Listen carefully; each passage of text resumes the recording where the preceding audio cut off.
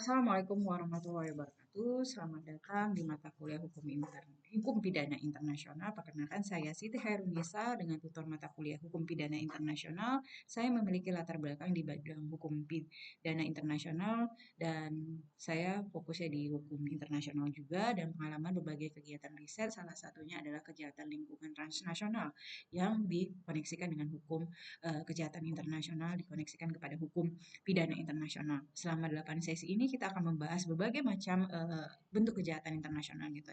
Kejahatan genosida, kejahatan terhadap kemanusiaan, kejahatan perang, dan kejahatan agresi.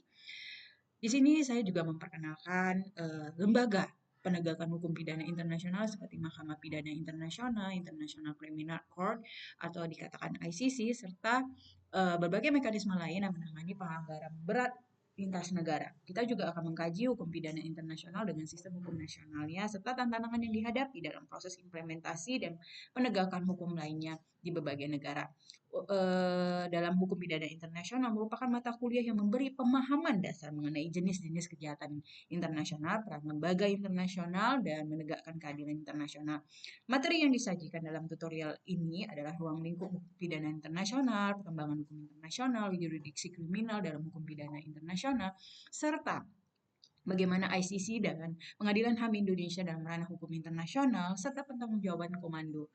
Setelah mempelajari ini, diharapkan mahasiswa mampu seluk-beluk hukum pidana internasional, baik material maupun formil, menemukan hal-hal baru pada kasus-kasus hukum pidana internasional yang pernah diputus oleh Mahkamah Pidana Internasional.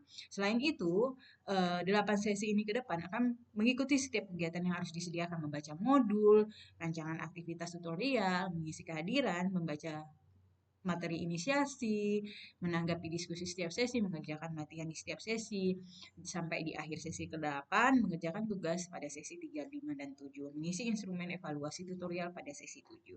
Saya harap saudara bisa berpartisipasi aktif dalam proses sesi diskusi mengerjakan tugas yang diberikan sebaik mungkin. Saya berharap juga dalam tutorial berlangsung, saudara dapat berdiskusi secara aktif, kritis, dan terbuka sehingga pembelajaran kita lebih dinamis dan komprehensif. Akhir kata, selamat belajar. Wassalamualaikum warahmatullahi wabarakatuh. Terima kasih.